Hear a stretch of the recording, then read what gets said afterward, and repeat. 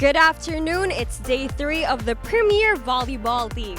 We've been waiting for over a year and now we are live from Ilocos with back-to-back action. First, we give you the highly anticipated matchup between the Pldt home Fibr hitters and the Santa Lucia Lady Realtors, both new additions to the PVL. And the second game is just as exciting as we welcome the Signal HD Spikers and the Cherry Tigo crossovers. Let's see their team adjustments and their game strategies in order to dispatch their rivals who will get their campaign rolling on the winning track. Let's get ready to see some superstars back in their element.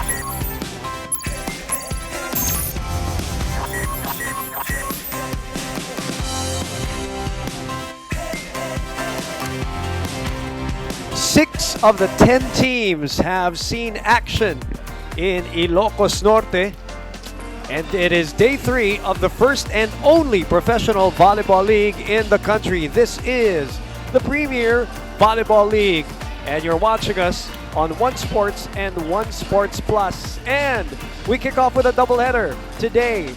The two teams that lost their opening assignments are going to see each other. The Pldt home Fibr power hitters versus the Santa Lucia Lady Realtors. That's the game on hand right now. And then later on, right after at 6 p.m., the debuting Signal HD Spikers will go up against opening day winners Cherry Tigo crossovers. It's all live here on One Sports Plus from the PCV Socio Civic and Cultural Center in Bacara, Ilocos Norte. Hello Philippines, my name is Boom Gonzalez and I'm so happy to be working for the very first time with Neil Flores. Hello Neil. Hello Boom. Before anything else, can I just say that it feels so good to be back calling the shots here for the PVL. Yes, it's already the third day of competition in Ilocos, but I still get goosebumps thinking that it's volleyball season once again, and what better way to continue the action here in the PVL than to showcase two teams that are hungry to snatch their first win in this conference. All right, I share in your excitement, Neil. Now, okay, let's talk about the games. This happened on Saturday, the very first game of the very first and only professional volleyball league, your Premier Volleyball League opening game, Cherry Tigo crossovers and the Pldt. What happened in that game, Neil, especially to Pldt, who kind of like per set got worse, especially when you look at that third set where they were only able to produce 6 points. What's the explanation overall, Neil? It was obviously a tough loss, especially in that third set. Like what you said, they only managed to score 6 points. Coach Roger actually tried to shuffle his players in all 3 sets so that he can find that much needed connection, but it just wasn't enough to stop the towers of Cherry Tigo. Oh, very tall, very powerful, a lot of firepower. Obviously, Cherry Tigo, were all eyes on them because of Jaja Santiago and Dindin Santiago Manabat. Of course, we are just happy to see Coach Roger Gorayeb, who is healthy and happy and coaching once again. And a lot of the people that he's coaching are his former players like Sweet Urdas. And then they have additions like Chinchin Basas. But all eyes, Neil, of course, on their ate, the veteran.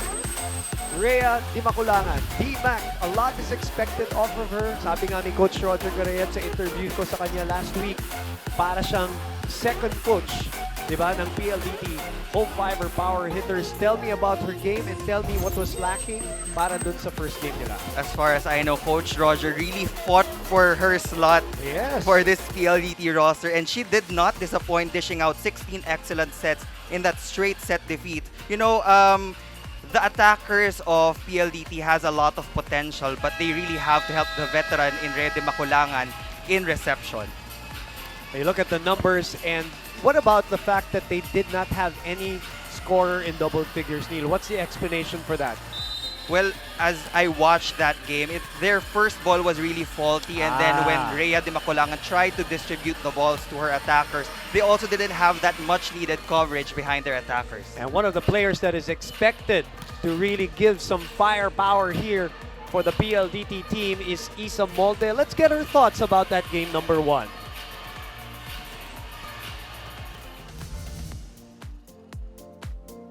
Siguro yung biggest takeaway sa game namin last game is yung mag-enjoy every point. And enjoy talaga.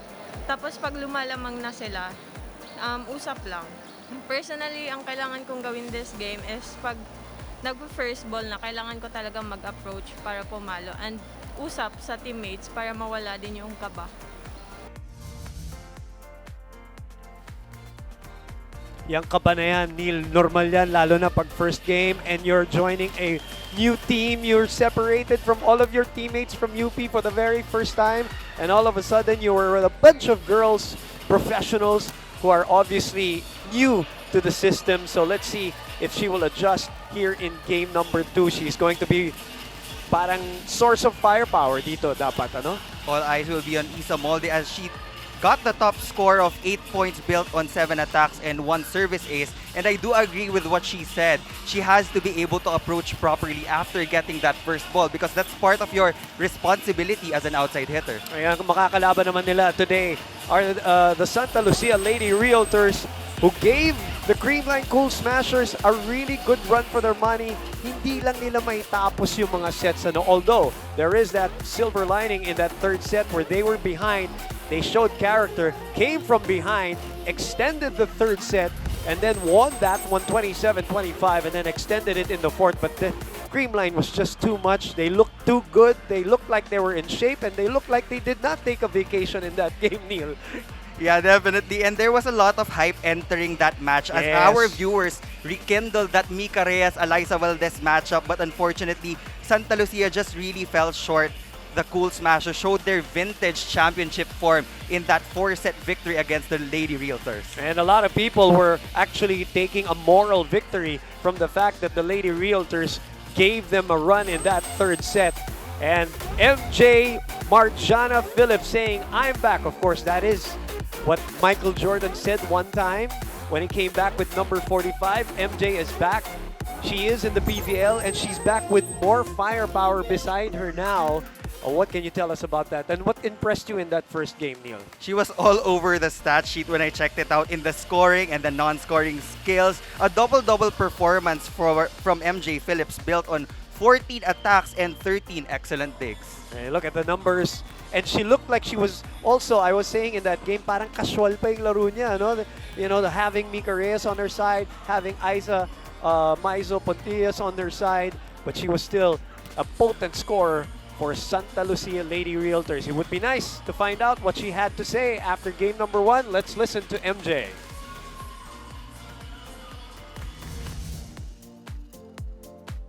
It feels really surreal. It's been a long time coming and a lot of sacrifices have been made to be able to do this all. So it's just great to just be back on the court doing what we love.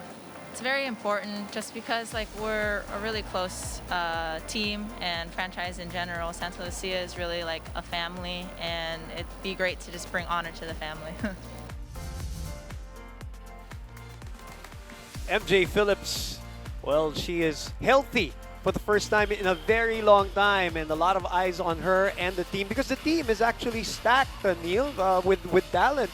Andiyan pa yung mga Jovi Prado, andiyan pa sila Jonas Sabete, and then the aforementioned Isa Maizo Pontillas, and of course, Mika Reyes. Joey Prado was a revelation with the limited minutes that she got in that third and fourth set, scoring 8 points. And that's how deep the bench of Santa Lucia is. You can expect a lot of more combinations from these players, and that would be the most interesting part on how the coaching staff will adjust to their opponents in this game. Amy Ahumiro, the former UAP Finals MVP, did not even see action in that match. So I'm sure, Neil, these are the stages, yung mga opening game, second game, third game. Yan pa yung mga times na naghahanap pa ng kombinasyon yung mga coaches. Am I correct? Yes, similar nga yung nangyari for Santa Lucia and PLDT. They tried to shuffle in the search for that wonderful connection. But now that the first game jitters are out of the window, let's see how both of these teams will perform in today's match. And on that note, let's send it over to the venue. Of course, we're talking about our venue at the BCV Social Civic and Cultural Center in Bacara, Ilocos Norte, to begin game number 1 of our Monday doubleheader for your professional volleyball league, the Premier Volleyball League Season 4 Open Conference. It is now time to meet our national referees for this match. First referee, Nestor Matematico. Second referee, Erlindo Eusebio. And now the starters. First, for the Santa Lucia Lady Realtors. Middle blocker from De La Salle University, number 5, Mika Reyes. Opposite hitter from the University of Santo Tomas, number 8, Aiza Maizo Pontillas. Center also from UST, number 12, team captain, Ruby De Leon. Outside spiker from Juniata College, number 13, MJ Phillips. Middle blocker from the University of St. LaSalle, number 15, Del Palomata.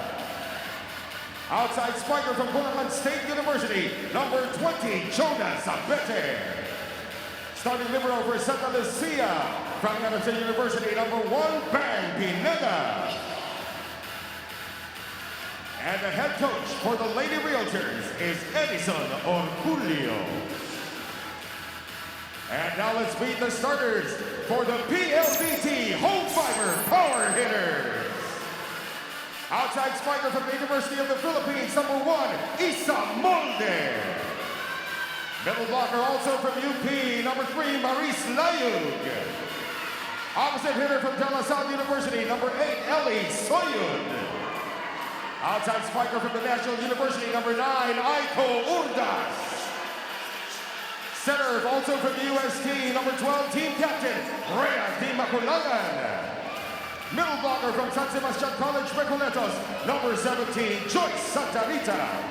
And the starting libero also from San Sebastian, number 16, Eliza Eroa. Head coach for PLDT is Roger Gorayan.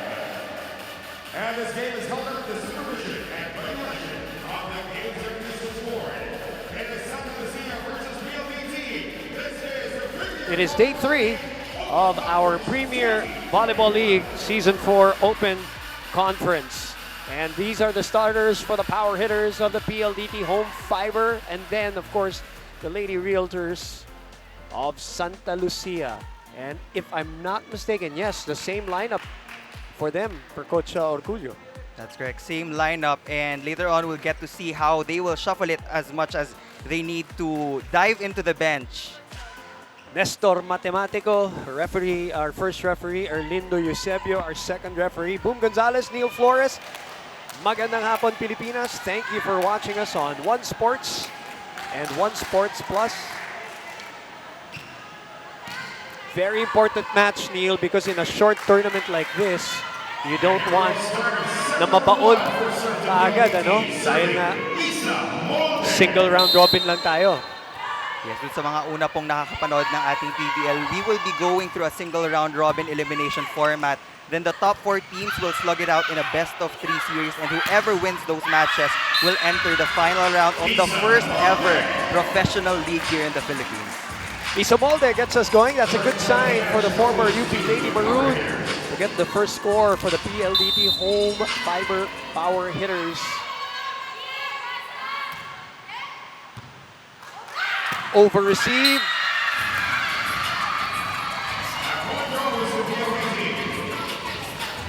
Sweet Urdas.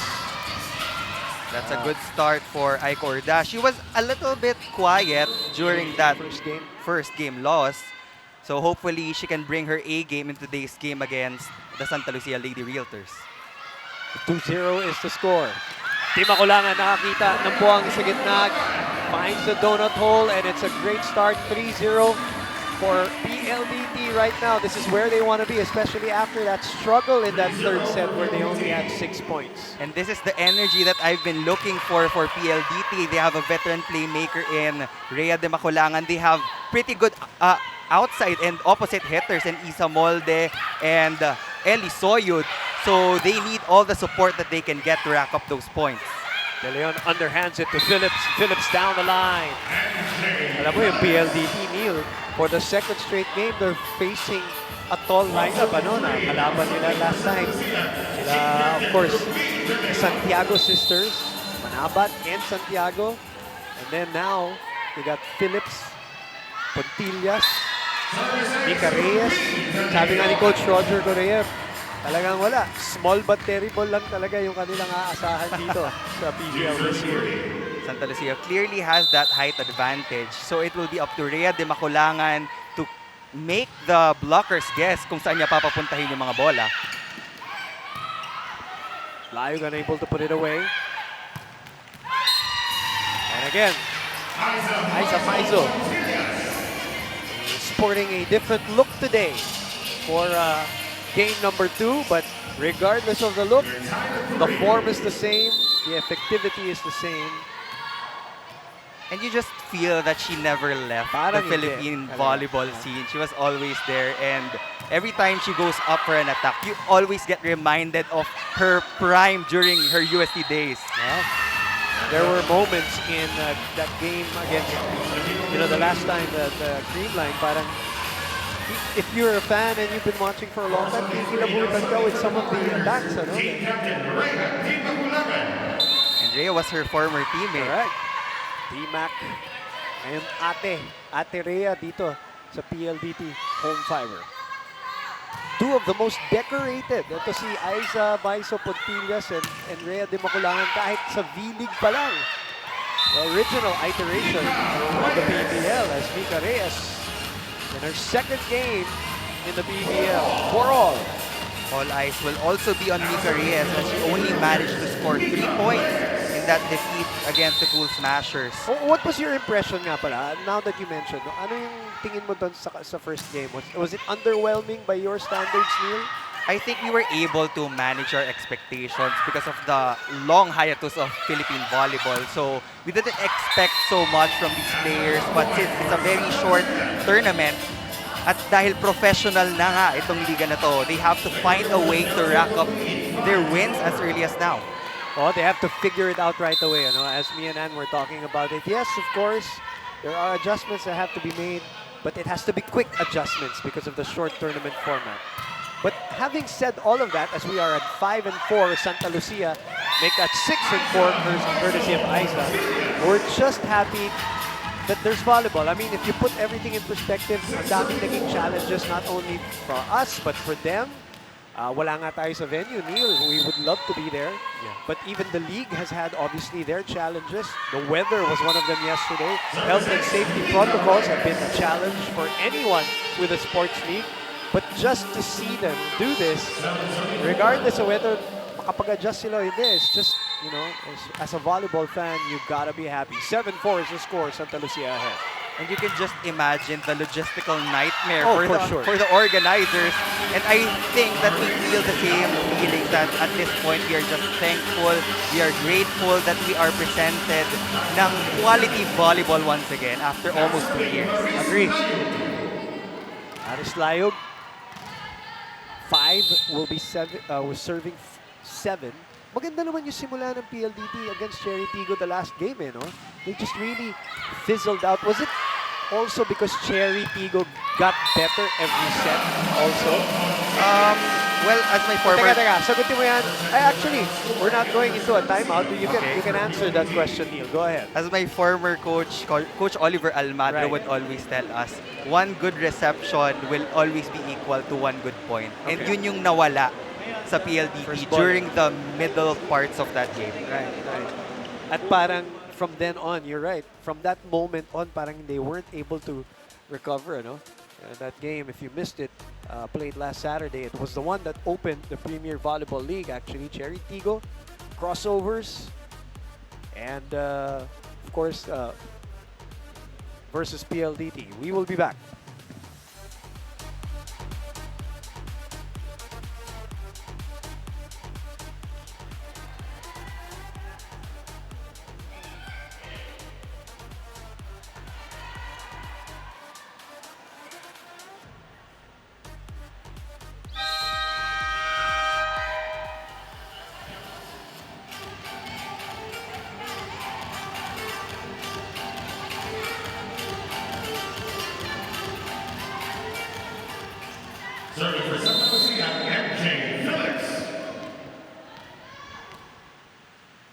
8-5 is our score. MJ Phillips getting us going for this rally. De Leon reverses. Aiza, nakailalim sa bola. That's just a bonus point given to PLDT because that was another faulty reception on their part. Players ni Coach Roger from NU, players niya from San Sebastian. Andrea Di Maculangan, player niya sa national team. At sa Vilig din. Dati, nung Sandugo, San Sebastian, di ba? Si Rhea Di Maculangan as they are checked at the net. Courtesy of Del Malavata. That's the clear height advantage of the Lady Realtors against PLDT. And you have to note that PLDT did not register any block point in their previous game. Is that so?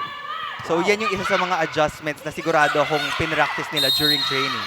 Again, they are probably one of the more challenged vertically, you know, height-wise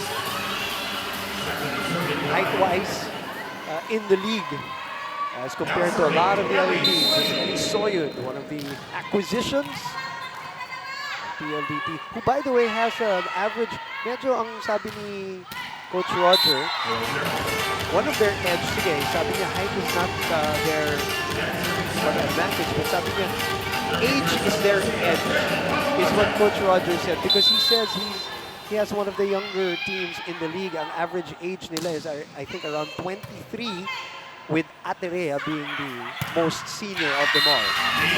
Very fresh legs for Coach Roger. Isa Molde, right on cue.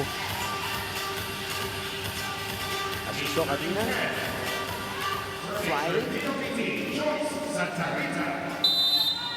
Joy Santa Rita, 8 will be serving 10.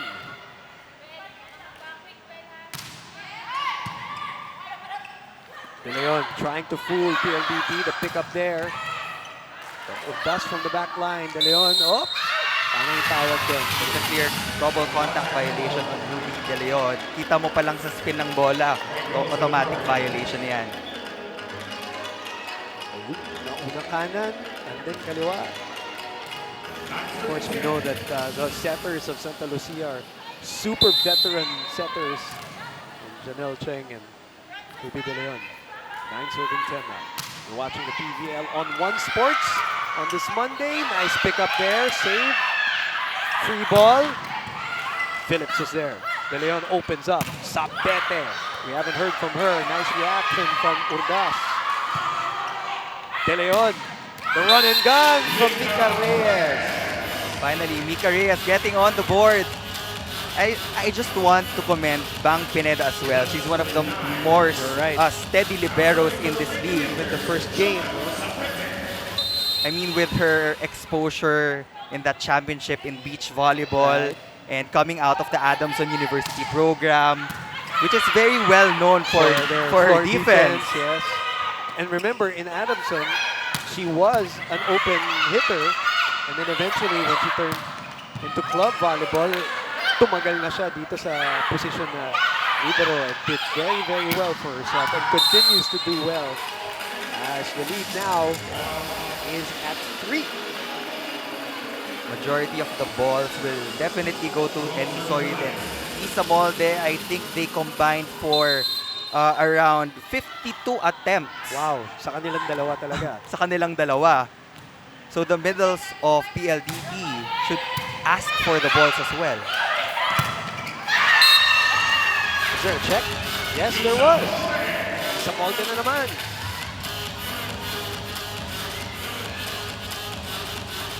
What a set by Rhea. Ang ganda ng height. Lusot na lusot dun sa blockers.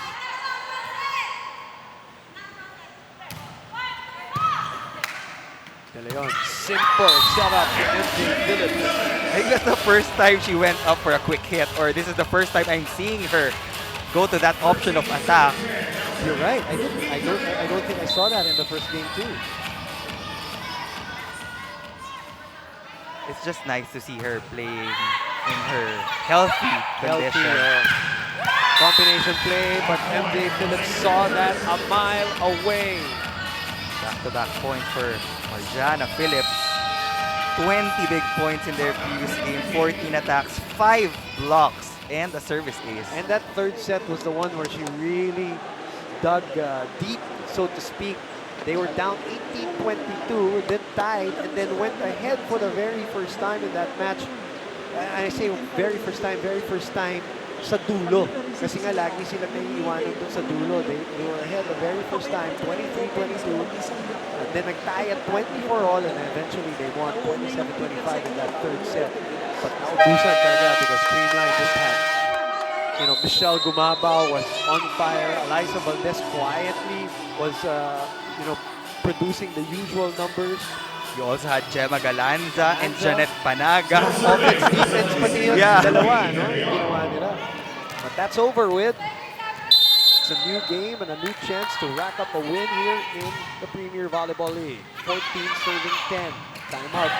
So Coach Roger Gorayev. That's a little far. Hirap. Naanggulo. And ito yung sinasabi ko na sakop ng responsibilidad ng open hitters. When you have a faulty reception, sometimes you have to adjust to the set given to you. Yep. Pag masyado ng alanganin, you can just put it in, not force the issue, and then just set up your defense. Chance ball here. De Leon. That is out. What went wrong in that setup? I think it was a little bit too high for Vicareas. Yes, the set. That's a connection that they still need to polish throughout this conference. Syempre, nung off-season, there were no scrimmages most probably. They were against each other. Yun eh. Walang tune-up games. Walang kalaban talaga. So Limited. technically, the first game was the tune-up game. Yes. Patillas. Ero was there. Furdas. At ganda na naman ang habol doon ni Bang Pineda. Ginawa ng paraan ni Pontillas pero hindi na nahabol. And it will be a point for the Pldt home Fibr power hitter. Sabete tried to go for that coverage, but she fell short. But that was way off already yung set na yun by Yes. Ruby De Leon. Especially for Aiza who likes it, a certain distance from the net. D-Mac. Reyes slices it through. And we get to the second technical timeout. We will be back.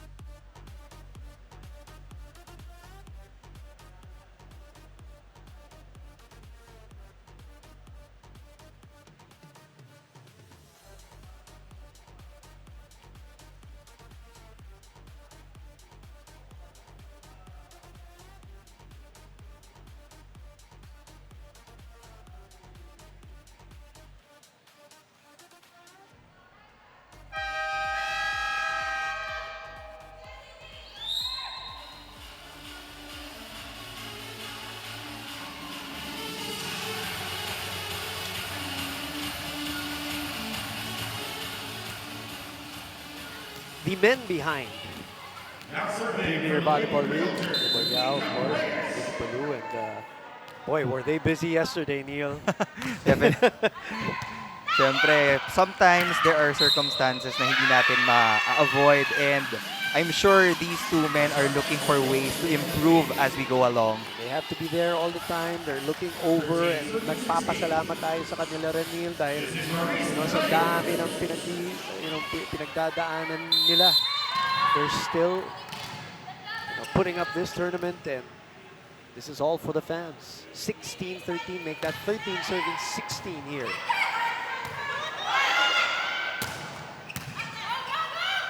Rhea. Soyud was checked.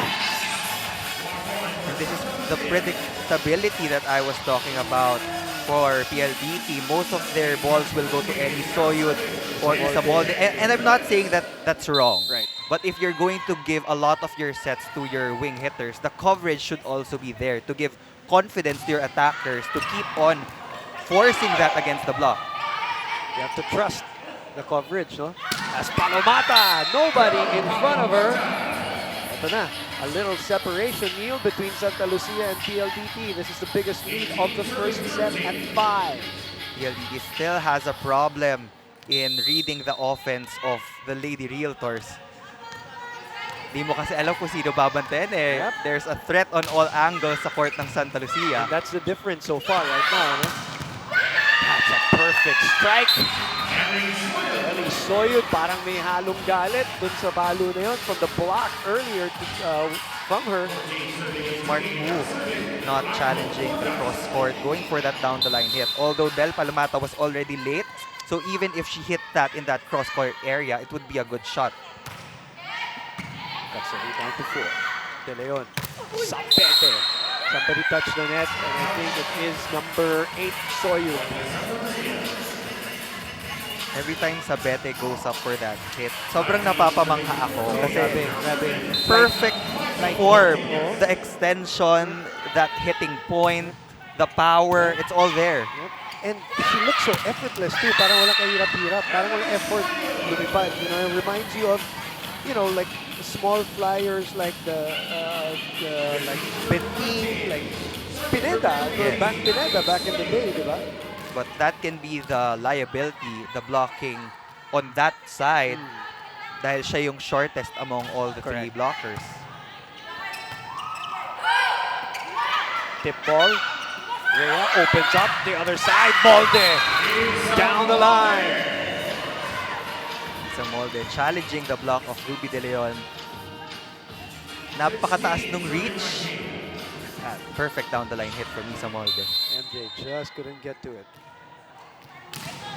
That can be the weakest rotation in blocking for Santa Lucia. That's why I think na-identify na ni Rhea de Maculangan yon. Kaya exclusively sa wing siya pumupunta ngayon. And that is the value of having D-Man there. We haven't seen action from Chinchin Basas.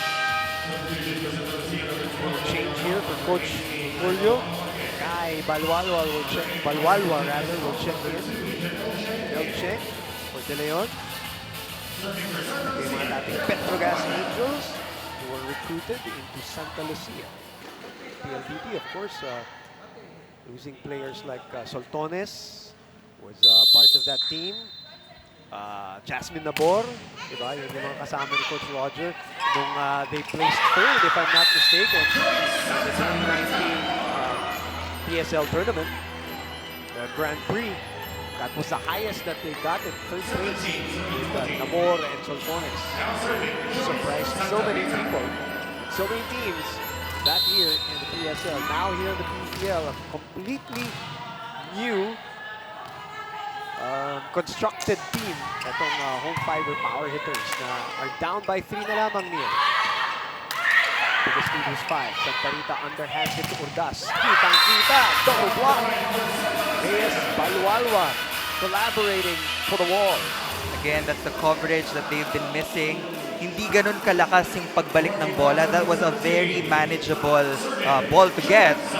But still, communication problems for PLDT.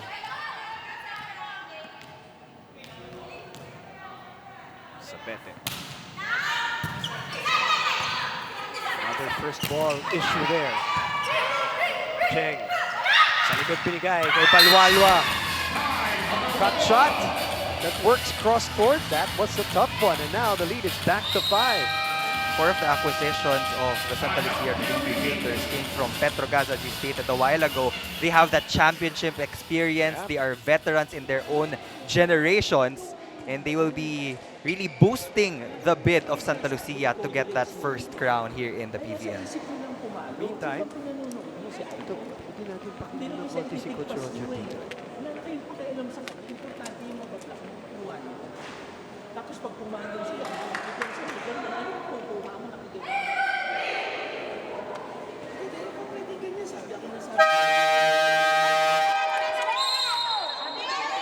Well, Neil, your thoughts on that? Ano ba sinasabi ni Coach Roger dyan? Sabi nga nila, it doesn't matter if you get blocked. Ang importante, yung merong kukuha sa likod. Tiwala dun sa coverage, ano? Someone has to step up verbally also so that they can organize their floor defense. Laid. Not good enough. As Phillips finds the corner. And now the biggest lead of the match at 6-23-17. They've had a couple of 5-point leads. Now, 6 na po. MJ Phillips being MJ Phillips. And if you see her form, it's very simple. That snap of the wrist, the forearm, she knows where she wants to put that ball. And it's a point for the power hitter, somebody touching the net. 18-23. Again, PLDT started out really well. That was a 3-0 start. But then eventually, nung kinargahan na ng Santa Lucia yung mga services nila, doon na naman sila nahirapan. Balwalwa. That's a tough set from Janelle Cheng. That's 3 points already registered under Balwalwa. 1 coming from the block and 2 coming from attacks. Off the bench. Guy.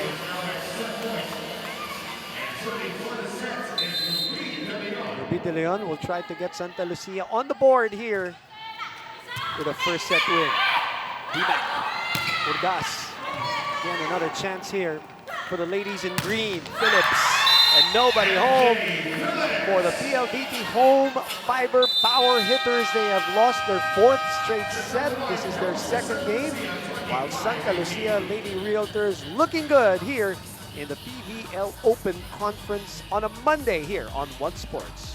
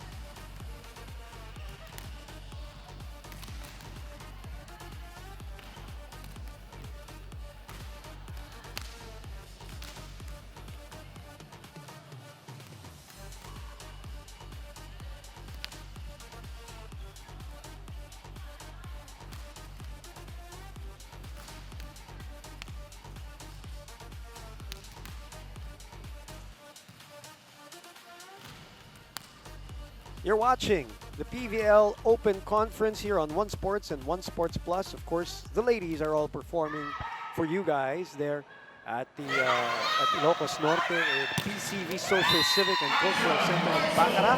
My name is Boom Gonzalez. Neil Flores breaking down this game between the PLDT home Fibr power hitters who lost the first set to the Santa Lucia Lady Realtors. Again, good start for PLDT, just like against Cherry Tigo. But the deficiencies on first ball coverage and maybe a lack of hitting from the middle. Neil, tama ba ako by saying that lumabas na sa bandang gitna? And if you really analyze the movement of Santa Lucia, they weren't doing anything flashy. It was simple volleyball. Ruby De Leon was setting A-quicks to the middle, and then for the open hitters also in the opposite spikers. That's right. You're looking at the attacks. Pareho, pero the blocks again. That one block of PLDT is actually the very first block, di ba, ng PLDT. Dahil sabi mo, wala silang block. A couple of unforced errors and 2 service aces for Santa Lucia. The attacks were the same, 13 apiece, but the blocking department, Santa Lucia clearly has the edge. Dahil nawawalan nga ng coverage itong PLDT power hitters. And coming into the second set, now that they already know that most of their balls will still go to Isa Molde and Eli Soyud, the libero or anyone behind that attacker should already get that coverage. Of course, we're talking about Eliza Eroa as the main and number one libero of the power hitters. But it's not only up to her, of course, as Neil pointed out. Syempre, kailangan tulong-tulong yan. Jorel Singh will see action here. Another open hitter para kay Coach Roger Goreyev. Sino pa bang pinasok nilang iba dyan? I think she will be replacing Aiko Ordas. Si Aiko, okay. Like the previous game also, Jorel Singh started out the second set. Siya ang ka-diagonal sa molde, ano? Tama. And then I also see Chin Basas, if I'm not mistaken. Again, for those people who are wondering, we are not in the venue. Me and Neil are here at the studios in Reliance, Mandaluyong. One Sports, only the players, tournament officials, some technical crew, and some medical officials, of course, local officials, and crowd.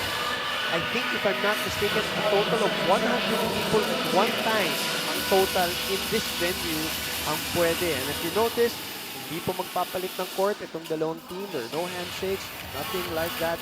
There's no challenge system yet because that's not, again, logistically and technically, there's still some issues to be taken care of. So those are the things that they have to deal with as players here, while me and Neil are, as fans watching and doing this game for you live on One Sports and One Sports Plus. 1-1, and set number 2 is on its way.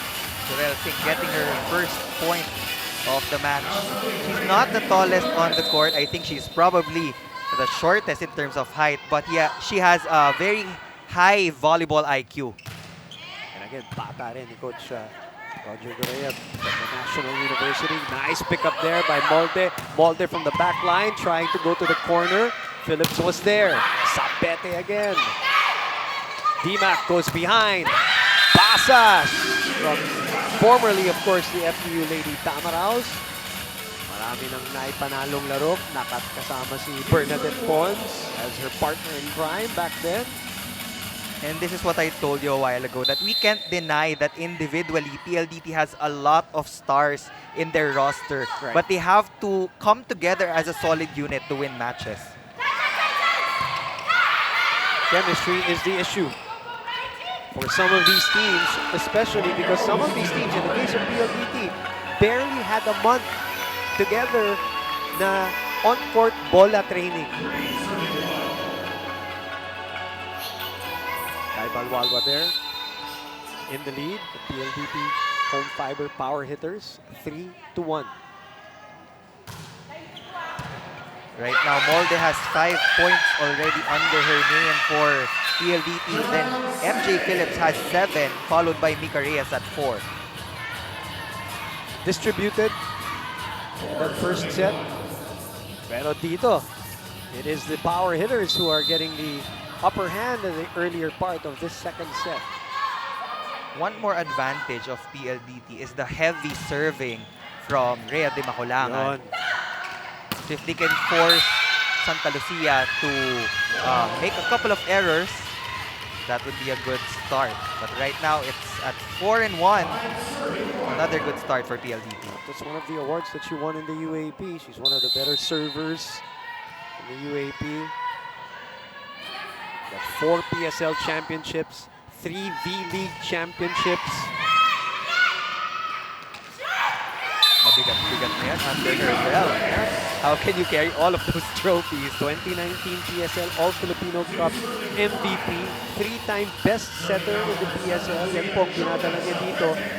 Yung experience, yung pagkapanalo, leadership, of course, and all the medals that she has here in this PLDT home fiber power hitter team.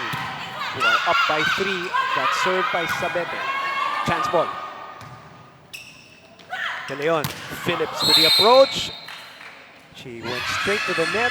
Could not control her momentum. Looks like this combination is a nice spark para kay Coach Roger Goreyev dito sa simula ng ating second set. And the 4-point lead is good enough to maintain your distance against the Lady Realtors. Kahit na sabihin natin, magpalitan lang kayo 1 point apiece, you can still maintain that lead. Layog. Phillips. Aiza disguising the approach, the veteran that she is. Simple volleyball 101 from Aiza Maizo Contreras. That's all I can say.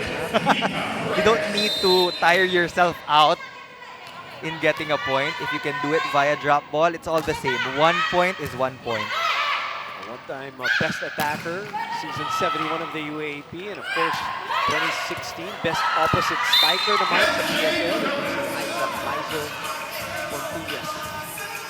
Among many other awards that she has gotten. Phillips trying to do the same thing. For serving 6. Ayan na yung sinasabi ni Neil. Sa wing na naman pumunta, obviously, itong Pldt and Phillips, Palomata, sarado, pinto. There was no way that would have crossed that net. Saradong sarado. Good attack in the middle, but they couldn't finish the play. Emac with one hand. Nasungkit pa ni Santa Rita. Yes, it was Santa Rita who was able to make something out of that. And again, the veteran smarts of Rhea Di Maculang there. Great one-hand set. Sumabay pa yung dalawang blockers. Alright. Emac never really looked like she aged. Isa pa yun eh, parang still looks the same, like she was playing in USD. First technical timeout. Lamang po ang PLDT.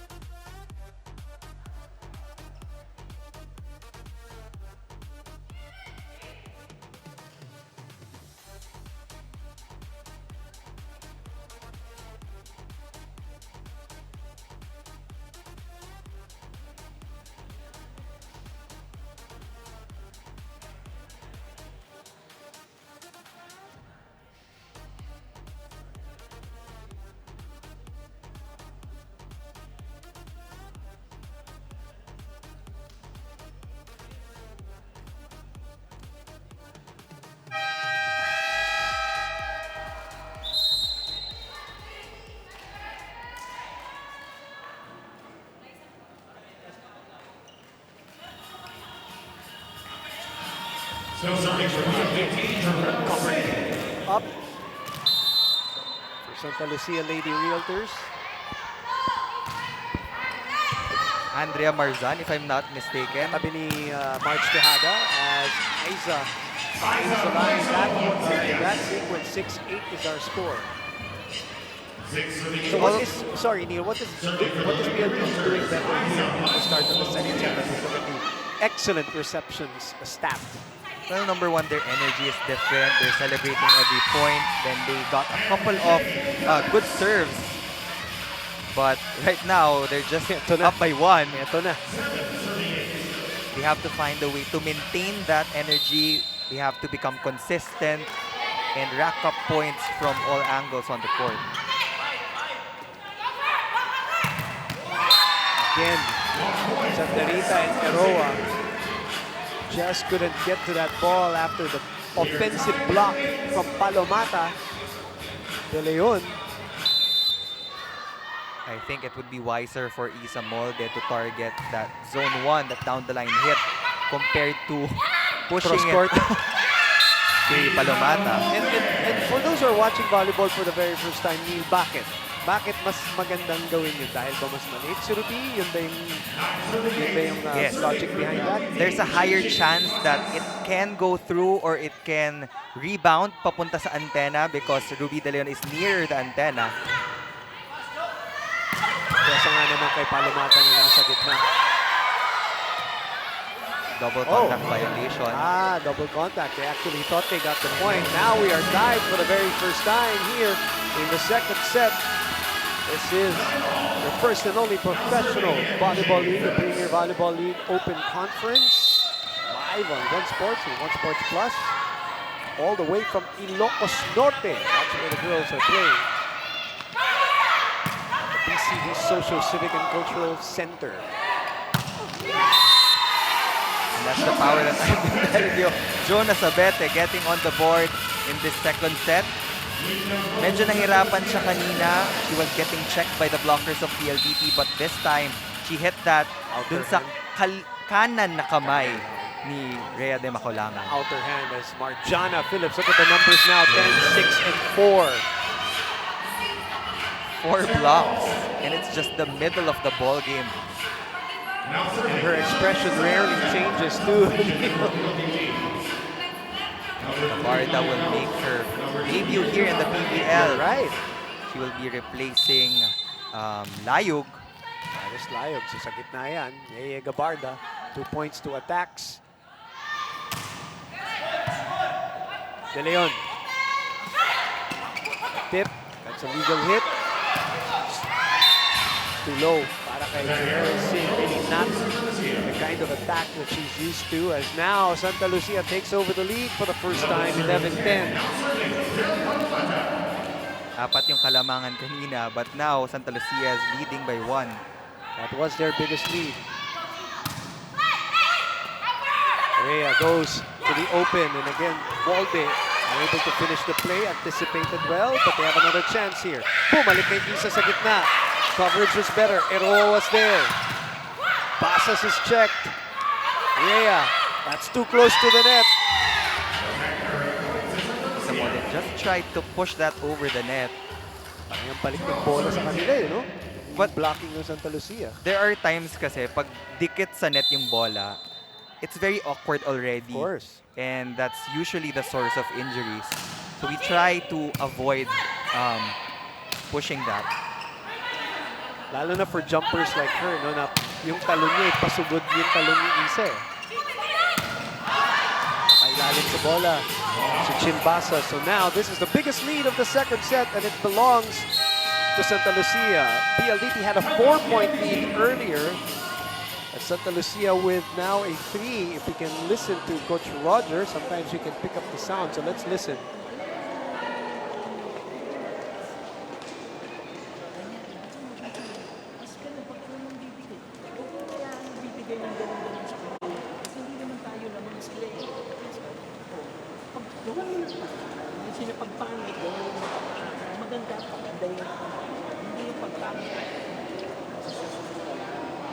Can't hear much from this particular timeout from Coach Roger Gurayev. I picked up 2 lines. I think sabi niya, pagandahin natin. Kung pangit yung reception, let's try our best to make up for it sa set, sa attack. It's all about adjusting to the situation at hand. And they have to do it quick now. They're down 3. Santa Lucia with a 1-set lead in their pocket. Eroa couldn't get to it. That's the most painful part. Coming from a timeout, unable to receive. So they match the biggest lead of PLDT here at 4. Natuwa si MJ dun sa dance step niya. Aiza. And that wasn't the first time that happened. In their previous game, there were a lot of balls that would drop in the court of PLDT without any attempt. Reyes this time with a powerful hit from the middle. Biggest lead now at 15-10. Palomata continues to serve. Eroa, perfect reception, which leads to the perfect power hit from the middle to the Cebuana. First successful combination play in the middle. Sumabay si Jonas Abete dun sa setter. And the general rule is wag na wag kang sasabay sa setter. Or if you will, half jump lang. Para makarecover ka kagad. Gabarda. One and done play, and Mika Reyes able to convert there for another 5-point lead. We will be back.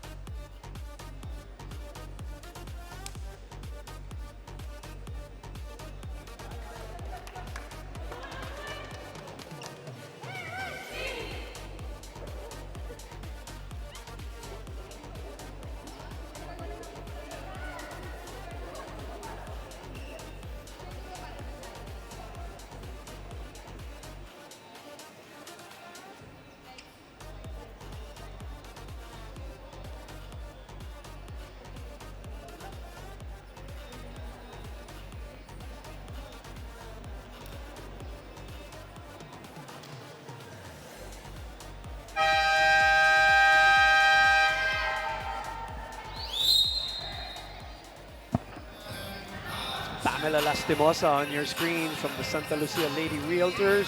Now serving for Santa And these Lucia. teams, when you look at them, Neil, not just Santa Lucia, but a lot of the teams from the last 2 days, as we are in day 3, of course. Grabe yung mga bench players na nakikita natin. I Hindi think pa nakakapaglaro. I think when they got wind that we were having Professional a professional league, they started the recruitment wars as well. Some teams, when you look at their bench, their second stringers, can actually form a new team that can compete competitively here. So kahit pa paano, siguro yung mga scrimmages, matindi na rin, no? Even if I did say they didn't have tune-up matches, I only meant they didn't have tune-up matches against other teams. But when you think about these combinations and the bench players who can actually form another team, an potent team, well, you can understand why teams like Creamline nung day number 1 looked the way they did. Petrogas looked good yesterday too. And Santa Lucia looking good here in this match against the PLDT home Fibr power hitters. They're up 5. Make that up 6. They will take that point. A point is a point with the help of the tape of the net. And you can just hear, I mean, the energy, the I smiles. was about to say, masaya sila today, ano? And Not to say na hindi sila masaya nung first game, pero parang ito, consistently, maganda yung disposition nila. especially Mika Reyes, she's comfortable in hitting those running attacks and quick hits. Yeah, because she was taken in February of 2019. She was only able to play 4 or 5 games with them, so technically she hasn't. She's also a newcomer, alongside sila Aiza, of course. Now the lead is 5, the biggest is 6. Soyud is back for PLDT power hitters. And what about the job that Pineda has done quietly here in this game, Neil? No, hindi masyadong napapansin, but volleyball players and fans know the kind of job that she's doing. In the past few games, for sure, ang na-highlight talaga natin is the wing spikers of each and every team. But behind those attackers will always be a solid libero and a good setter. And even players like Jovi Prado who came in that first game and both from a reception and attacking standpoint was also excellent. And she hasn't even, hindi pa natin nakikita today, ano? Si Jovi, right? Jovi, Hindi pa not yet, natin not nakikita. yet. But Jorel Singh is performing For Coach in Roger. this match for Coach Roger. Magandang bunot. 14 serving 18.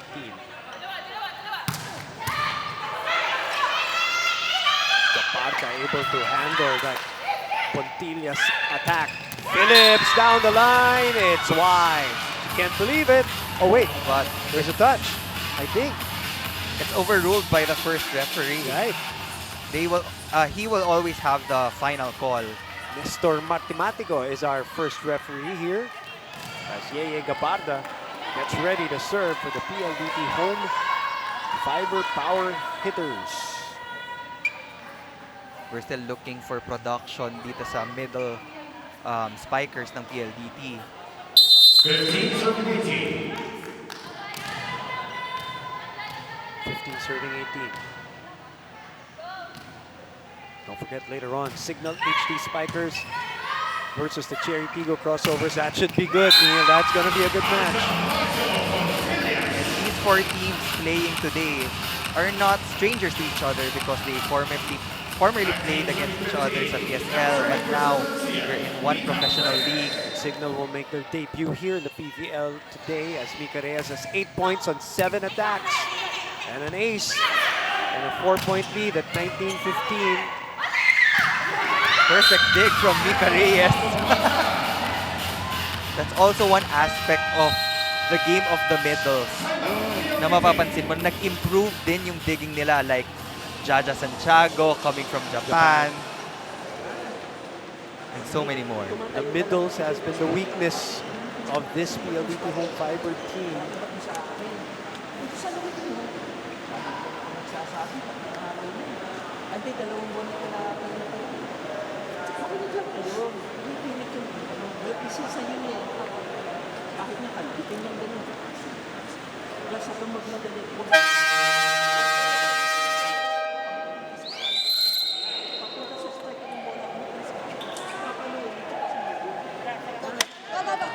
Roger Correa there.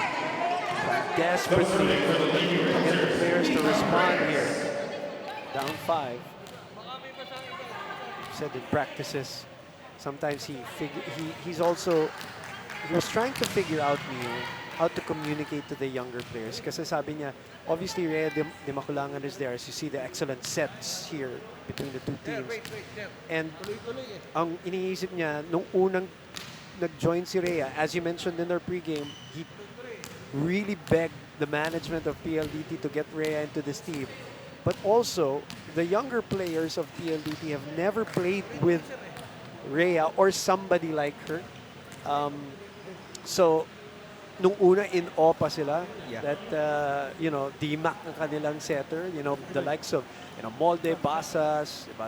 Sila Shola Alvarez nga, sila Soyo, di mga yun, they've never had a setter like her. So now he's trying his best to really communicate through her kasi parang ibang batch daw si Rhea coming from them.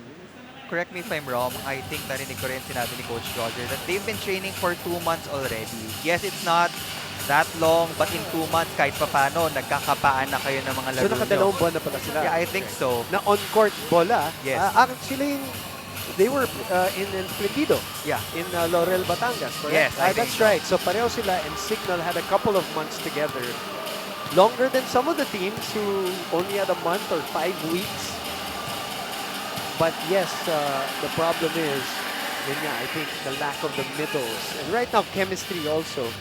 In the meantime, I think we have a lull here at the venue because, if I'm not mistaken, there's a leak again. So it's probably raining right now. I don't want to assume, and I don't want to speculate first, but the way they're trying to parang wipe the Taraflex floor that we have, as you look at that bench of Santa Lucia, which can form another team. It looks like they're dealing with a little of wetness on the floor. Ayan yung sinasabi ko, sila Shola Alvarez, Shimbasas, Ordas, yan yung mga first time nila makasama ang isang kalibre ni Rhea de Maculangan. The camera, yes, that's the camera, Shola. Yes, you can look at it. It's okay. Pang Pineda on your screen.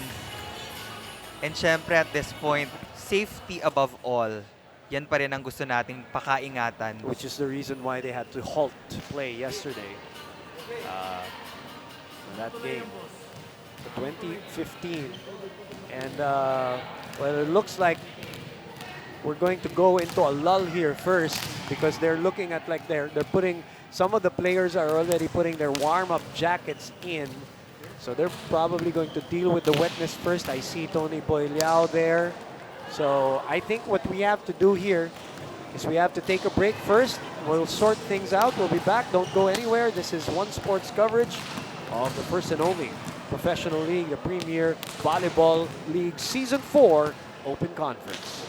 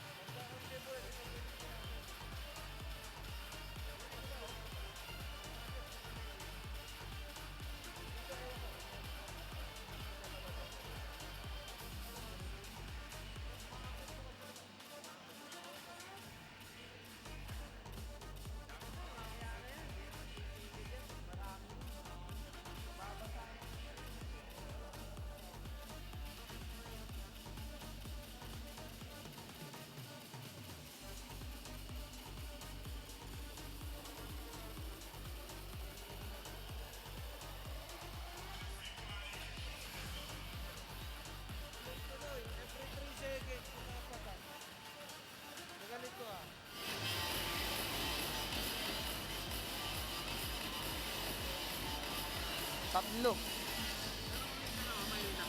Meron siyang siguro doon ang pinaka-nais.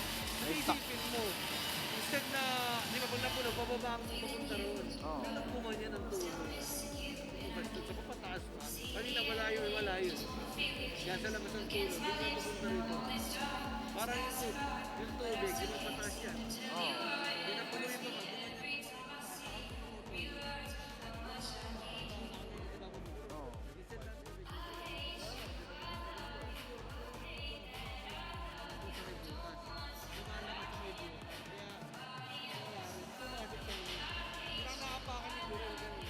Yun, yun.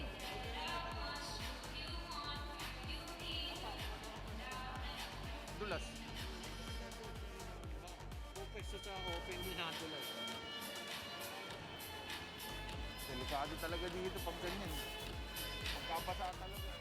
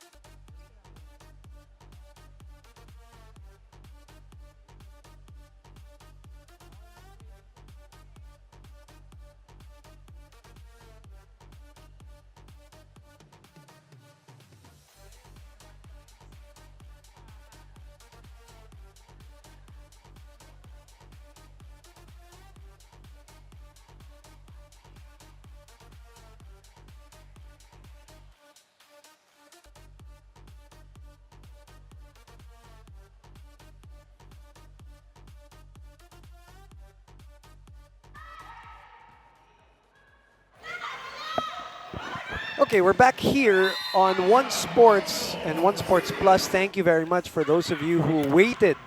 The fans of the PVL, the Premier Volleyball League, the first and only professional volleyball league, the Season 4 Open Conference.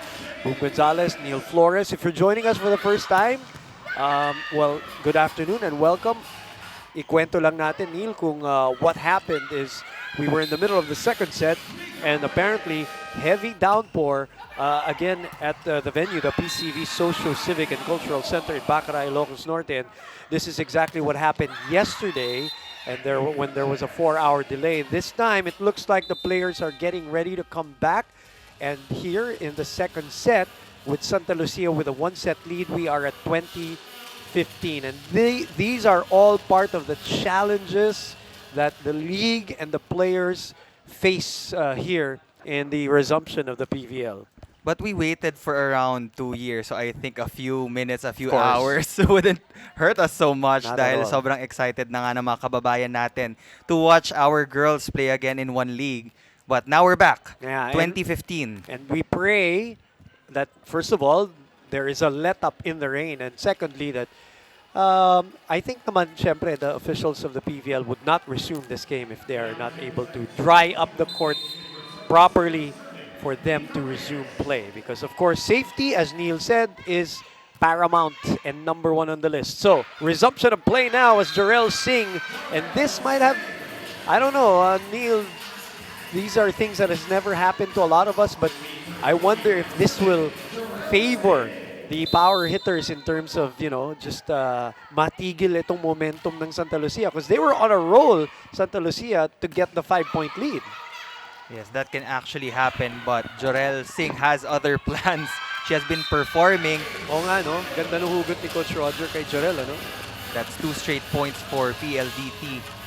How tough is that? Have you ever experienced anything like that? Not necessarily the exact thing, but yung, there, you know, there's a natigil ang laro for a while, regardless, and then 15, 20, 30 minutes, you have to come back and reset your mind, reset yourselves physically, warm up the right way. As a player, Neil, how do you deal with that? And has that ever happened to you? For me, I don't think I waited for 4 hours to yung resume kahapon, gameplay, lalo na kahapon. But definitely during the off-cam moments, these teams were continuously warming up dahil hindi pwedeng pagbalik ng court, malamig sila kasi that can be dangerous For sure. for their health. Hindi pwedeng agad-agad lang. Ano? Ito, 3 straight points. Ang PLDT home Fibr after the natigil yung play. So Coach Orculio here wanting to kill the momentum. It's 2018 all of a sudden. Santa Lucia already with a 1-set lead. Remember, they were down 5 here in this set and then came back and took a 5-point lead. So yung tigil ng play actually does not favor them. Yeah. Or did not favor them. It favored PLDT. But we really had to wait for that to dry up because that wet spot course. was located in the left wing of PLDT. Yung attacking spot, no? Attacking spot for their outside hitters. Yeah. That would clearly be a disadvantage and it would be dangerous Very for dangerous. Isa Molde and Jorel Singh. A good timeout by Coach Edison Orculio to stop the bleeding, so to speak. The 3-0 run by the power hitters. Palomata pushes the ball to zone 1 to get back a 3-point lead. Molde unable to finish the play. Ayan na naman si Palomata. Linihis sa blocker. Pakaliwa. They have been very active talking about Mika Reyes and Del Palomata from a 9-point combined production. Later we'll get to check out the numbers that they have registered so far in this game. Easy pickings for Aiza Maizo Pontillas. Cross court para kay Phillips. Open para kay Molde. Molde over the blockers. Sabete was there. Overset. Regalo. Unwrapped by Elisoyud. Elisoid says, thank you, Ate Ruby, for that wonderful set. Perfect set for the opposite of PLDT. And if you're the power hitters, you'll take it because you're having a hard time against the blockers of Santa Lucia. So kung pagka meron ka mga ganyan, kailangan 100% you take advantage. The push Eroa sets up Molde for the cross court. Bang was there. Phillips underhand set.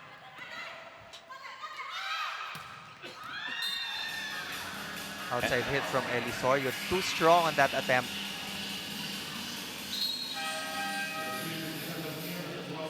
A 4-point lead and 2 points away from a 2-sets-to-love lead. Later on, the Signal HD Spikers will make their PVL debut against the opening day winners, Cherry Tigo Crossovers. Marjana Phillips set 10 points, 6 attacks, and 4 blocks so far. Sumayad yata. That was a clear violation on the side of Rhea de Maculangan. Setters would always prefer a little bit of distance Of course. so that they can have that space Leeway, no? or leeway in deciding kung saan papapuntahin yung bola. Okay, making sure that everything is dry. Again. Kahit nga hindi tumulo yan, kailangan nilang balik-balikan Yeah. yung spot na yan. Just to be sure. Just to be sure every time. Good job again by our officials there, Nestor Matematico and Erlindo Eusebio. Nice attack there. Sapete for the kill. And there you have it. Santa Lucia Lady Realtors, after the resumption, lost 3 straight points but recovered just in time. Excellent timeout by Coach Orcolio to get momentum back to the Lady Realtors, who are up 2-0.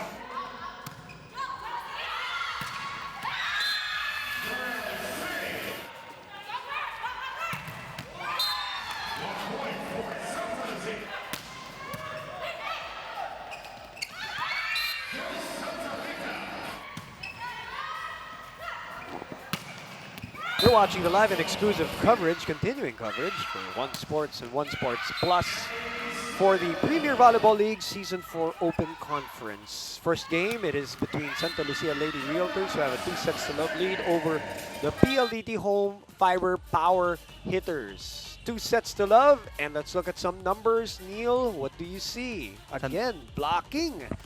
Santa Lucia still dominating the attacks department. Nakahiwalay na. Kanina it was 13 all, but still the blocks of Santa Lucia would be their edge in that second set. Pero nakalamang na ngayon ang PLDT with one more service ace over the Lady Realtors. So, 5 sets have been played by the power hitters, and they've only had 1 block. Am I correct, Neil? From that first game sa Cherry Tigo, right? Yes, that's correct. And that is the biggest problem that they have to really fix. Sabi nga ni Coach Roger kanina, sometimes kahit na hindi na natin mapigilan totally, as long as you get good touches on that block so that you can set up your counter attack. Para ma-delay man lang yung bola ng bahagya, no? And of course, first ball will always be essential so that Rhea de Maculangan can weave her magic and feed it to players like Isa Molde. But in the meantime, Mika Reyes and the rest of the Lady Realtors looking to get their first win in this season of the PVL. 2-0. miscommunication, and she acknowledged her mistake talking about Janelle Cheng. So it's Cheng, Reyes, Phillips, and I believe Pineda for the Lady Realtors. Let's check the lineups just to make sure. And then of course si Aiza, Maizo Pontillas, and Jonas Sabete para naman sa PLDT Home Fiber, who are down 2 sets here and have tied the ball game at 1-1. Si Eli Soyud, Eliza Eroa, Rhea de Maculangan, Isa Molde,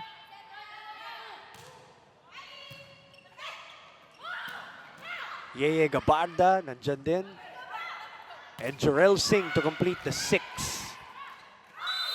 Was that a block that I saw from the power hitters? That was, right? That's Yeah. counted as block. Another violation on the side of Santa Lucia. Double contact from Cheng. Yun, Gabarda responsible for their second block of the conference.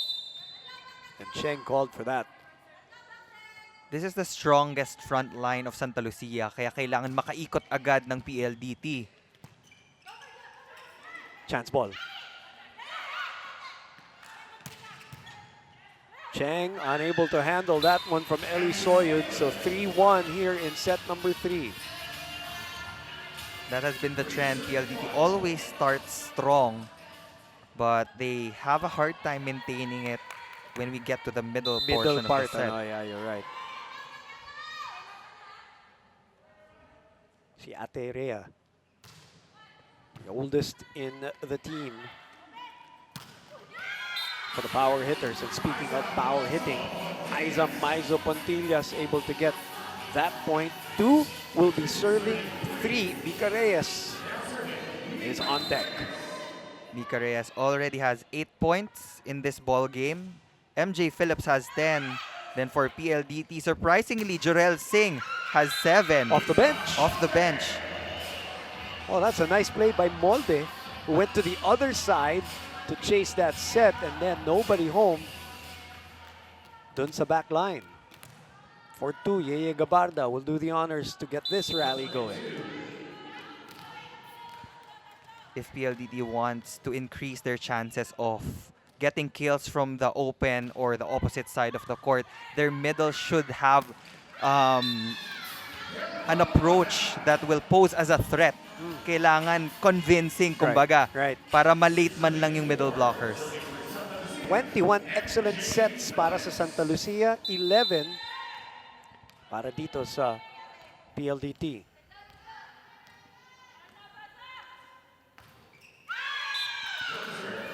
Phillips serves it to the net. So again, they're playing catch up early on here in set number 3. The same thing happened in set number 2.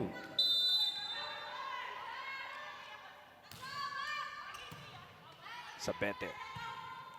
Pineda sets up Maizo. Singh was there. They opened to Molde, who was able to go to her launching pad. Sa kabila naman, Sabete. Nice pick up there. I think it was Dimaculangan who got the hand on that. Cheng, one hand. Palomata. Molde, even with enough space, could not chase the ball. Nobody was up against her for that quick hit. A big no-no. You can see how tall Del Palomata is. Aiza Pontillas. She's 6'2". Stands at 6'2".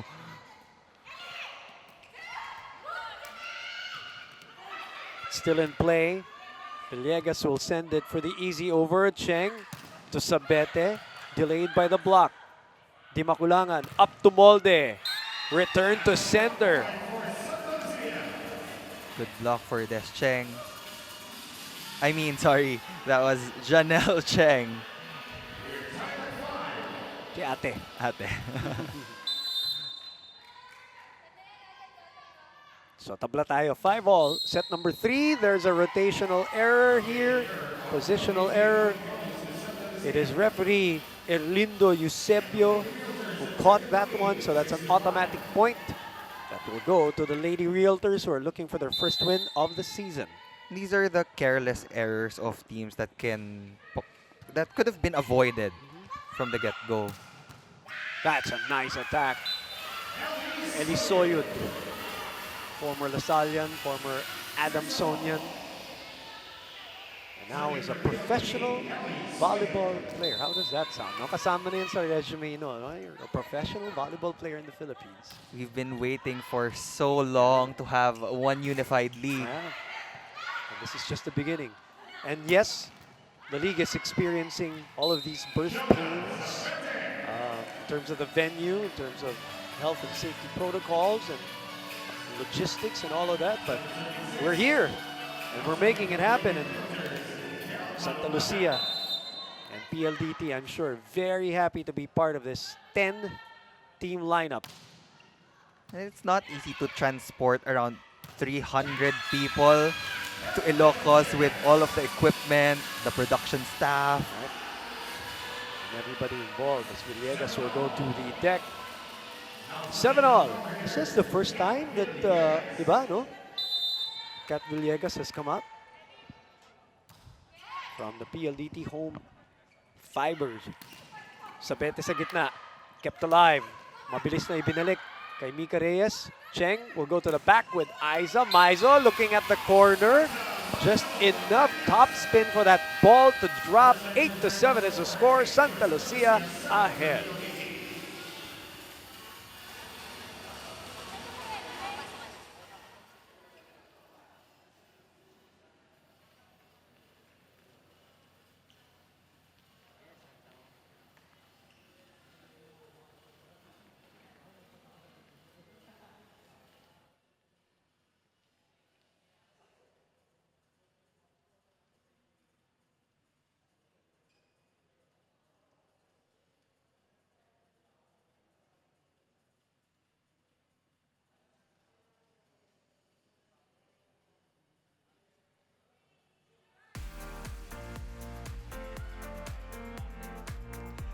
Again, we are at the, well, not us, but the PVL is in Ilocos Norte. It's there's a lot of course, sites, beautiful places. Have you been to Ilocos Norte? Not yet, but that Never. will be on my bucket list Bucket when list? all of the travel restrictions are lifted. Of course, sa Malacanang of the North, there is the, the church, the sand dunes, Pagudpod, which is beautiful. If you've ever, you like the beach, I'm sure. Yeah, You've got to check out definitely. Pagudpod. As we see, Jonas Sabete. Set number 3, 8-7. Sabete has played so well that it has not given the opportunity for Jovi Prado to come into this game, unlike nung game number 1 nila, no? Not to say that Jonas Sabete played bad, but si Coach Orculio naghanap ng ibang kombinasyon in that game number 1. Tapos napakataas pa ng percentage of efficiency ni Jovi Prado. Right. But now, PLDT having problems once again with their reception. A while ago, they had a communication error where nobody picked up that first ball. Jarrell Singh, Maizo solid on the digging. Too low for the approach for Jonas Sabete. Years ago, parang hindi pa primary attack option pag from the back row, but the evolution of volleyball also, now you see Eliza Valdez, always And from the back You're row. right, na parang go-to na siya, no? Yeah. Ty Bundit obviously was one of the ones who really was responsible for making it a regular play. Tama ba? Is that a right thing to say, Neil? Yes, and even in men's volleyball, not just women's volleyball, Right. talagang naging primary option na yung back row attack. So that's 11-8. Obviously, Marcos Pejo was super effective from the back. Miss hit, I think, from Gabarda. Konting power pa that could have gone through the block. Cheng with 5 excellent sets so far here in this game. Ruby De Leon was the one who started for Santa Lucia. Maizo trying to put that away. Chance ball na naman. Cheng. Phillips cross court. Molde got a hand on that. Another easy over. Pineda sends it over to Cheng. Too low for Mika Reyes. And it's obvious that PLDT is not as organized as they started out in all of our frames. In danger of going down 0-2 in the Premier Volleyball League are the power hitters. 13 excellent sets.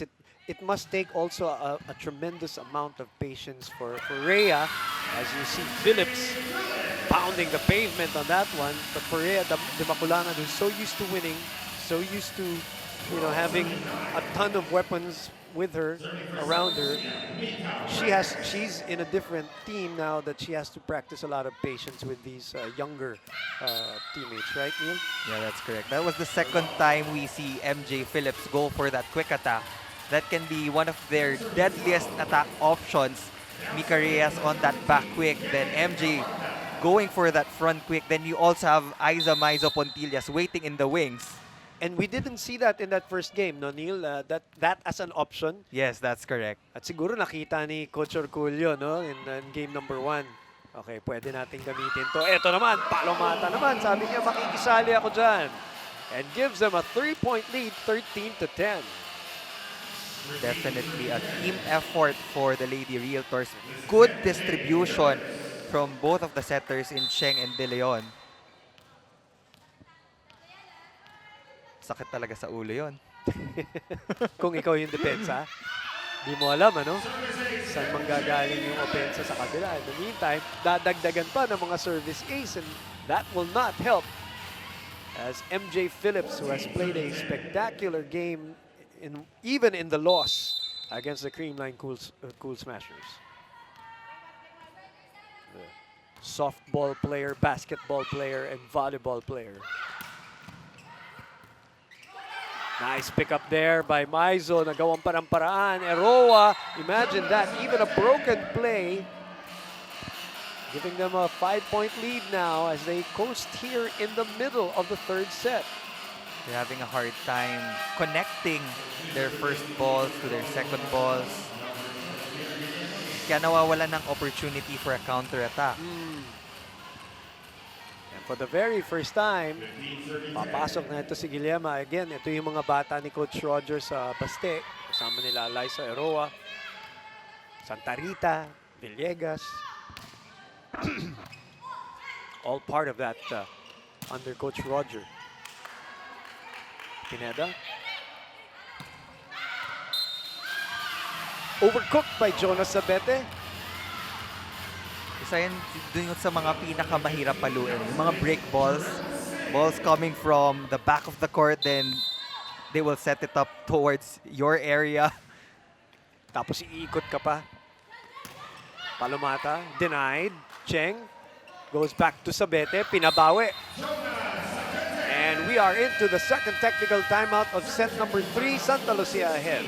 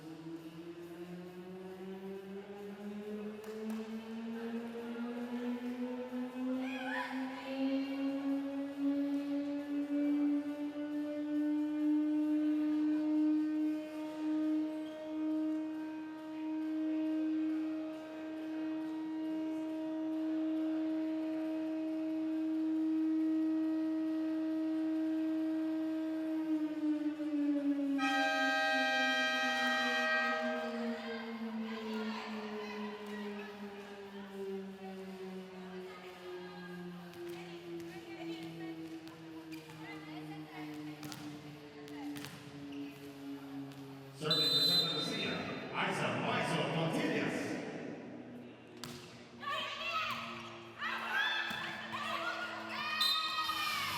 Palomata.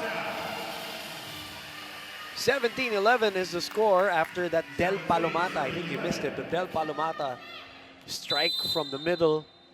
6-point lead now, the biggest of the third set. And it's looking like Santa Lucia is in rhythm. And kumbaga, hitting all targets right now. And when you're up by 6 points, now is the time to try to go to your combination plays, Okay. experiment a bit. And you're up 6 points and 2 sets to love. Yes. Siyempre, hindi naman dahil ano. Now it's 7. Shola Alvarez will show up for the very first time. Is that Ellie Soyun that she replaced? This is a defensive substitution for Coach Roger dahil kanina pa nga problematic yung mga first ball nila. That's a better one from Eliza Eroa. Molde could not put it away. Sabete does though, and even in a play like that, no, Neil, dito mo nakikita, no? And now Coach Roger will press that button because it is kind of panic time right now. 8-point lead, 2 sets to love lead by the Lady Realtors. Let's try to listen in.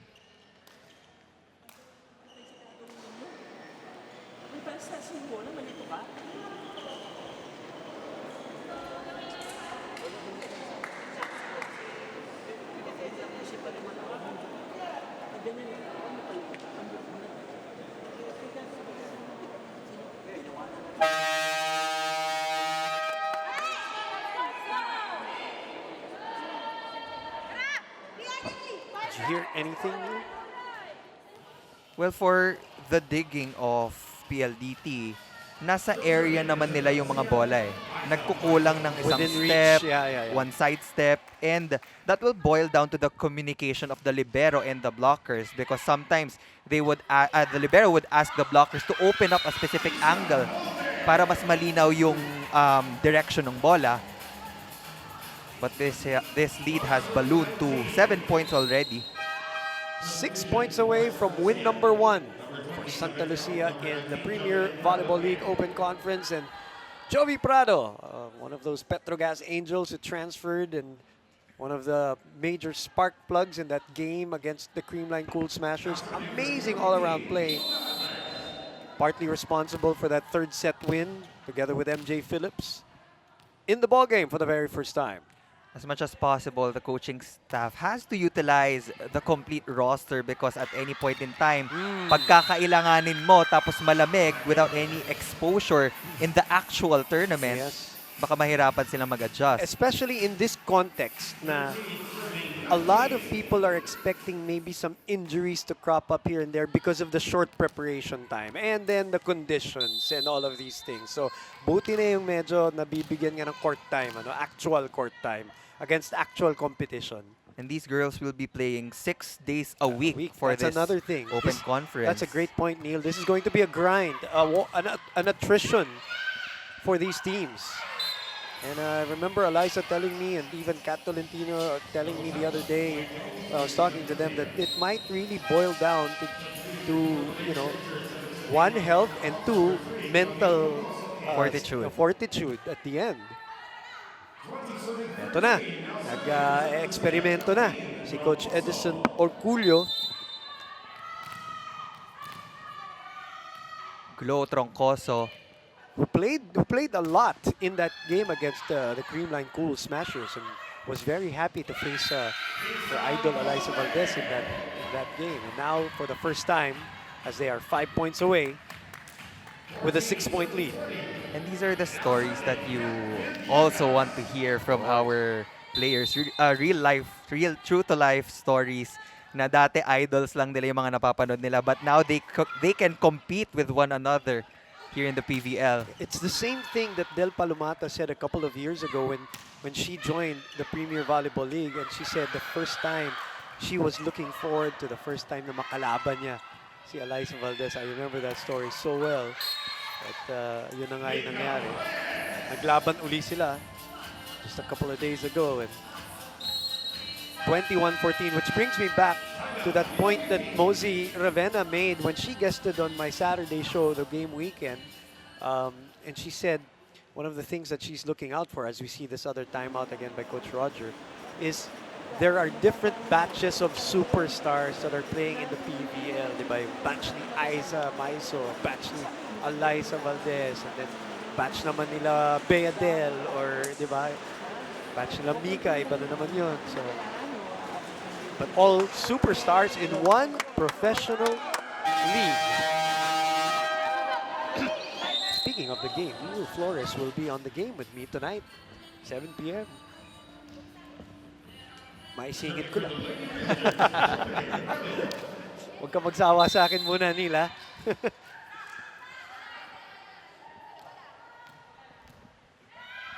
(21 serving 14). You'll be so sick of me by the end of this day. No, it's really an honor for me to be working with you, Boom. I've been watching you throughout my years in sports also. Ito na and yung speech. it's really an honor. Ito na yung speech. Really, I mean, real talk, it's an honor to be working with Okay, you but just today. to let the audience know, as we are at 21:15, it is in the contract of Neil not to say Tito while, or po while on the air, or else I'm still getting breach used of to contract. No, but I appreciate that. I appreciate that. I know it's another way of saying I'm old, and that's okay. That's okay. It's lovely to work with you here. And this game that is at 21:15, Singh unable to put it away. Phillips does her thing, but it is out. It is wide. Can't believe it. Look at the smiles all over the Santa Lucia. No, they gave her the point. Oh no, but that's wide. It is wide. 21-16. They corrected the score now. Yes. Chang with a trick play, the 1-2 play. It was too close to the net, so why not tip it to the other side, and Eroa could not get to it.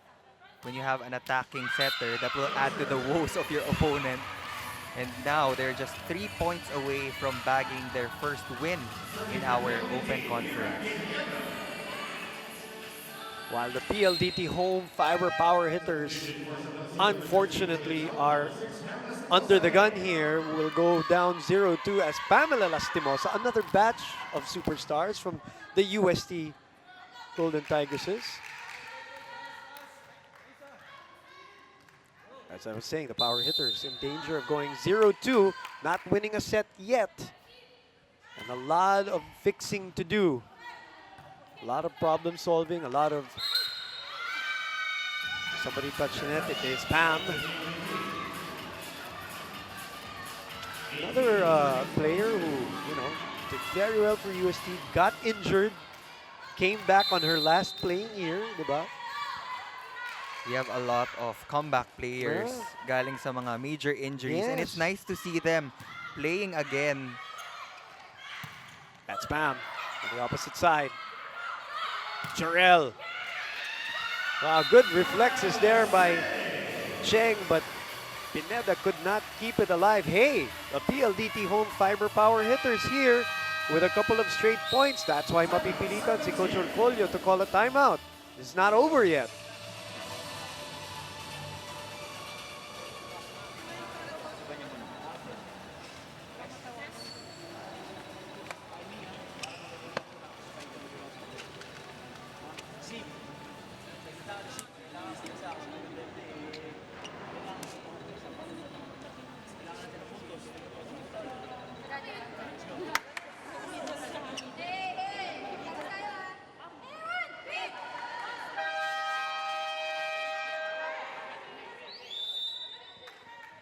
So no more MJ Phillips on the floor, at least on the court. Wala na rin si Jonas Abete, if I'm not mistaken. It is Prado and Lastimosa off the bench. And Nika Reyes with that familiar smile trying to energize and finish the job for Santa Lucia here. Even without Phillips, alam natin that Joey Prado and Pam Lastimosa can carry their own weight in this team. Sorel Sig once again. Even nung mga times na naglalaro siya sa NU, ako personally, I'm such a fan. Me too. I'm glad you said that, Nia. You know, her journey is also different. She had, you know, physical problems also. She admitted to me in one interview in the UAP back then, you know, that she struggled with her weight also, her conditioning. But that girl, you know, and hindi ko siya masyado nakikita na yung mga off speed. It's, you know, she will always go for a power hit. But this is serious business now because PLDT has strung up 5 straight points to now be within whispering distance of Santa Lucia. What has happened here, Neil? Pwedeng nag-relaxing Santa Lucia, but this is the golden opportunity for PLDT to snatch this third set. They're serving really well, forcing Santa Lucia to go to their open hitters.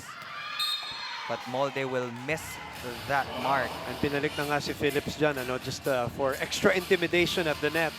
And maybe that's why that ball went long. Molde had to go a little higher on that attack, Neil. At lumabas. So finally, Santa Lucia gets a point. 23, serving 21. Checked at the net. And access denied. As MJ Phillips does what she does. She knew it. Barda had no chance. Hindi na gumalaw si MJ Phillips. Yeah, It was obvious that it was going to that back quick play. Set point, and it's in the hands of Mika Reyes. Eroa. From the back, chance here for Santa Lucia with a 3-point lead, and at set point, Phillips. Eroa read that well. From the back row again. Mika Reyes with a good response there, and utak-utak lang for Aiza Maizo Pontillas. Santa Lucia Lady Realtors get their first win in our PVL Open Conference, the first professional league here in the Philippines. Sobrang saya nila. Sobrang saya. Sobrang utak talaga ni Aiza Maizo Pontillas to go for the corner and get that winning point. 3 sets to love for the Santa Lucia Lady Realtors and their first win. 25-18, 25-19, 25-21. We're taking a break and we will be back to wrap this baby up.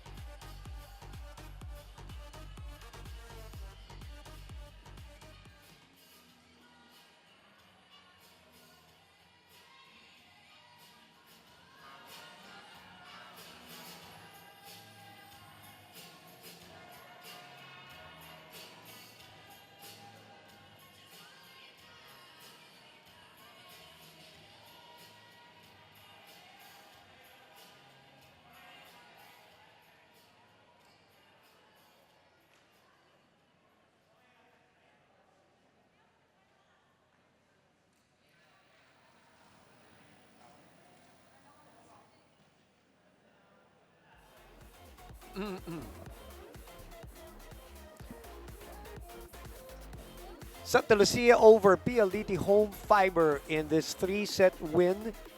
Another straight sets victory. But this time it's Santa Lucia who go 1-1 in this open conference of the Premier Volleyball League. Good job for them, Neil.